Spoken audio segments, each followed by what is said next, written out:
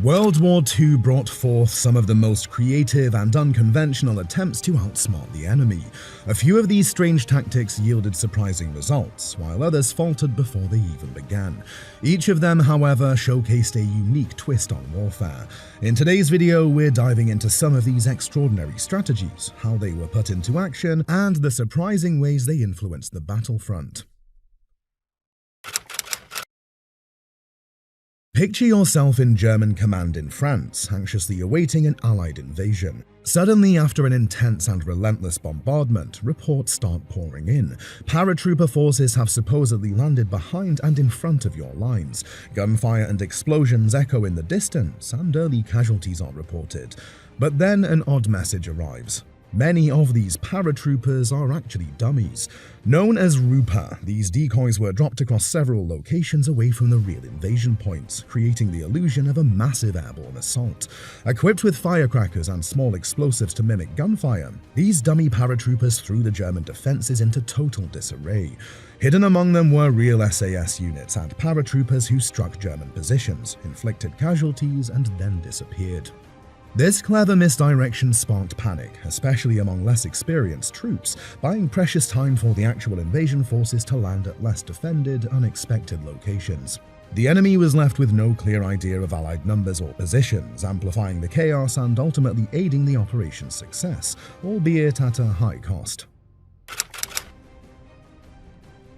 The Italian Mayale, or Pig, was a low-speed, human-guided torpedo used in World War II, with an innovative yet incredibly risky design. Weighing 1.5 tons and extending over 6.7 meters, the Mayale was powered by a silent electric motor and operated by two frogmen in rubber suits equipped with a breathing apparatus that provided air for up to 6 hours.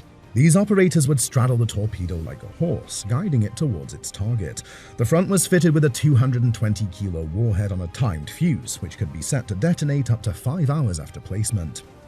The Mayale's mission began with a submarine towing it near a target zone, often Allied ships docked in harbors. From there, the operators would quietly approach the harbor, cut through any anti-submarine nets, and maneuver to the target ship.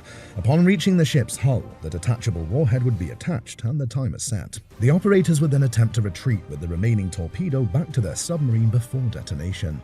While theoretically straightforward, missions often fail due to equipment malfunction, capture, or exhaustion of air supplies. Nevertheless, this daring tactic successfully destroyed around 20 merchant ships and severely damaged 2 battleships.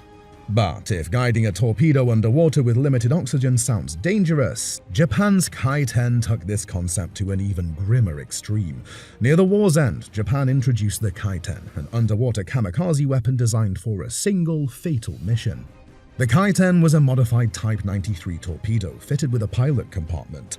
Inside, the operator would be supplied with a breathing apparatus, simple navigation controls, and a small periscope. Once launched from a submarine or ship, the pilot would navigate the Kai-10 towards its target, intending to collide with an Allied vessel and detonate the warhead on impact. The design offered no escape, making this a one-way mission. Though harrowing, Kai-10 attacks epitomized Japan's strategy of sacrifice and extreme measures to slow Allied advances in the closing days of the war. During World War II, many nations explored creative ways to enlist dogs in the fight, but the Soviet Union took this concept to an extreme, especially as they faced the overwhelming might of Axis armor on the Eastern Front.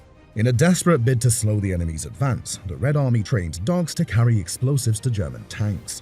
Initially, the plan was to train dogs to place a timed bomb and retreat. However, the complexity of this method led the Soviets to adopt a grimly simplified approach.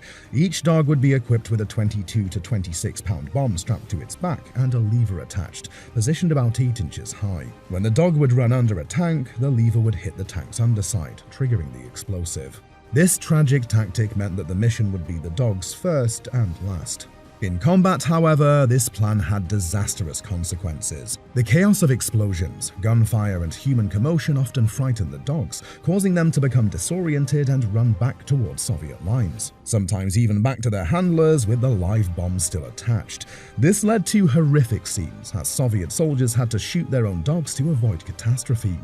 Of the first 30 dogs deployed, only 4 managed to detonate explosives near enemy tanks, inflicting limited damage. 6 exploded in Soviet trenches, causing casualties among their own forces. Eventually, the Germans recognized this desperate measure, adopting a policy to shoot any dog they encountered near the front. While the tactic did succeed in destroying several dozen tanks, it came at a high cost and remains a somber chapter in wartime history, highlighting the extreme measures employed in desperate times. In one of World War II's most unconventional wartime experiments, the US military seriously considered enlisting bats as a tool for incendiary attacks. Surprisingly, this idea came from Little S. Adams, a dental surgeon who proposed that bats could carry small incendiary devices and be released over Japanese cities to set wooden buildings ablaze. Dubbed Project X-Ray, the idea gained enough traction to receive approval from the military leaders who thought it could rival traditional bombing methods for causing widespread fire damage. The strategy relied on the behavior of hibernating Mexican free-tailed bats, which would be outfitted with tiny timed incendiary bombs and dropped in bomb carriers over Japanese cities at dawn. Upon release, the bats would instinctively seek shelter in the roofs of Japanese wooden buildings, where the attached incendiary devices would ignite, creating massive fires. The project's development included considerable testing. Each bat, weighing just 14 grams, could carry an incendiary payload of up to 18 grams. The bats were glued to small napalm-filled cellulose containers known as H2 units and packed into bomb carriers, each holding up to 1,400 bats. Once the carriers were dropped from a plane with a parachute, they would open, releasing the bats in various locations. Fortunately for the bats, the project was ultimately cancelled after the atomic bombings of Hiroshima and Nagasaki ended the war. However, during testing, a mishap at the Carlsbad Army Airfield in New Mexico inadvertently demonstrated the potential effectiveness of this peculiar tactic. Several armed bats escaped and found their way into a fuel tank, accidentally setting fire to the base and confirming that, strange as it may sound, the bat bombs could have indeed been destructive on the battlefield. As Allied forces geared up for their next major offensive after the successful North African campaign, a cunning strategy was needed to mislead the Germans about their true intentions. The Allies had their sights set on Sicily, a vital location in the Mediterranean, but British intelligence anticipated that a direct assault would be met with fierce resistance from Axis powers. To divert German attention and resources elsewhere, they devised an audacious plan involving an unlikely participant. The body of a deceased homeless man named Glenda Michael, who had tragically died after ingesting rat poison. British intelligence transformed Michael into a fictitious officer, Major William Martin of the Royal Marines, creating a detailed backstory that included personal letters, a photograph of a fiancée, a bank account with a small overdraft, and even receipts from a tailor. The goal was to craft an identity so convincing that it could withstand scrutiny if the Germans attempted to verify it. Once the transformation was complete, the body was dressed in a Royal Marine uniform and carefully stored in a frozen state. It was then transported by a British submarine to the coast of Spain in a specially designed container. The plan was to release the body in an area known for its active German spy network, making it appear as if Major Martin had perished in a plane crash. Under the cover of darkness, the submarine surfaced, and the body was gently placed into the sea.